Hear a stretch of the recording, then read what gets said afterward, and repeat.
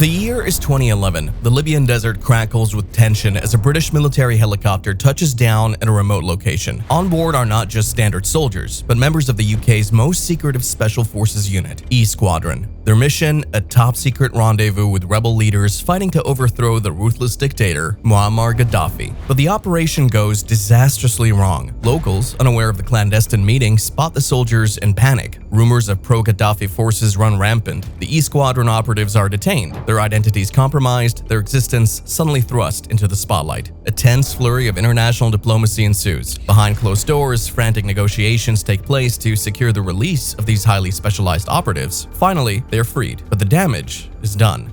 Squadron's veil of secrecy has been pierced. But who are these shadowy figures, and what other dangerous missions have they undertaken in the name of national security? In the crucible of World War II, a new era of warfare was forged. The British, renowned for their strategic brilliance, pioneered the concept of modern special operations forces. Units like the Special Air Service and Special Boat Service were born, their daring exploits becoming the stuff of legend. These elite commandos mastered the art of unconventional warfare, sabotage, lightning-fast raids, and covert operations behind enemy lines. As the decades passed, Britain's special forces continued to set the standard. Their tactics and procedures were adopted by countries around the globe, including the United States. American units like Delta Force and SEAL Team 6 were shaped in the image of their British predecessors, and a close bond formed between these elite forces. They often trained together, even exchanging operators to foster deeper cooperation. Yet the landscape of conflict is always shifting. The wars in Afghanistan, Iraq, and Syria presented new challenges, prompting the British Ministry of Defense to modernize its special forces. Ironically, they looked to the US for inspiration, drawing lessons from the evolution of American elite forces over the past few decades. In this ongoing quest for tactical superiority, the teacher, in some ways, has become the student. However, there are times when the murky world of espionage demands the specialized skills of a commando. This is where Squadron enters the equation. Born from the proud tradition of British special forces, Squadron operates on a completely different level. They recruit from the absolute best of the SAS, the SBS, and the shadowy Special Reconnaissance Regiment, specialists in intelligence gathering. But unlike their special forces counterparts, Squadron takes orders directly from Britain's intelligence agencies. Think of MI6, the nation's equivalent of the CIA, a clandestine service steeped in foreign intelligence gathering and covert action. When MI6 needs the precision, the ruthlessness, and the sheer firepower of elite soldiers to support their operations, they call upon Squadron. Membership in Squadron is reserved for the absolute best. These operatives are handpicked from the ranks of the UK Special Forces, seasoned veterans of the SAS and SBS. To even be considered, they must have served their country with distinction for at least 5 years, proving their exceptional skill and unwavering loyalty. Those who make the cut are then rigorously vetted by MI6, their background scrutinized to ensure utmost security. Once inducted into Squadron, these elite operatives undergo an intensive training regimen. They become masters of sabotage, learning to exploit weaknesses and strike with devastating precision.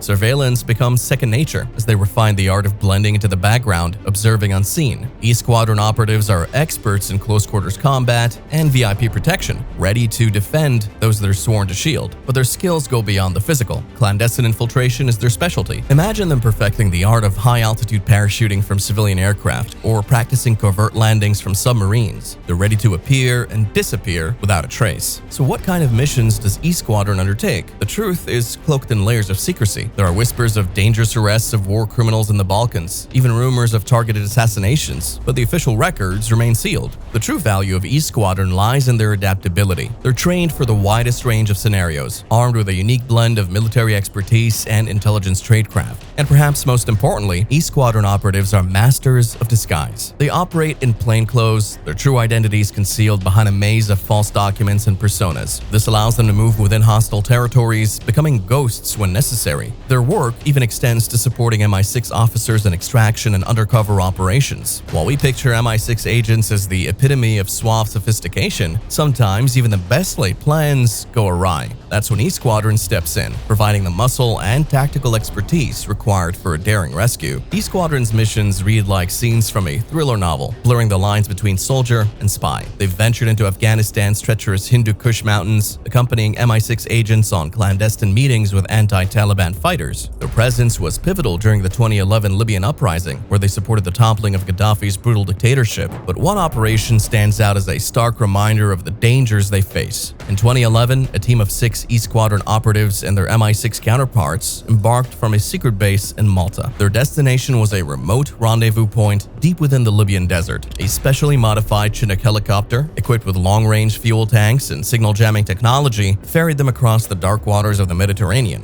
The mission was deceptively simple: secure a partnership with the key faction of the rebel forces. E Squadron carried sophisticated communications gear, ready to establish a lifeline between the rebels and British officials. Yet from the start, things went sideways. Their helicopter landing was spotted by locals, unaware of the covert meeting. Fear gripped them. Were these soldiers loyal to Gaddafi? Within moments, E Squadron found themselves surrounded and facing capture. A tense standoff ensued. Outnumbered and in hostile territory, the E Squadron operatives were armed to the teeth, but opening fire would jeopardize the alliance MI6 sought to forge. Diplomacy was their only weapon now. They chose to be taken prisoner and held hostage in the rebel stronghold of Benghazi. It took a whirlwind of high-level diplomacy to ultimately secure their release. Years earlier, E Squadron was rumored to have seen action amidst the chaos leading up to the 2003 Iraq War. A former member speaks of missions shrouded in secrecy, hinting at the grim realities of their profession. Rules of engagement exist, yes, but a soldier's duty sometimes demands the taking of a life. In 2009, there were reports of their deployment to the Sahara Desert in a desperate attempt to rescue a British citizen held hostage by Al-Qaeda. Sadly, they never received the green light to launch a rescue operation, and the hostage was tragically killed. The darkest rumors surrounding E Squadron involve whispers of targeted assassinations. The most notorious claim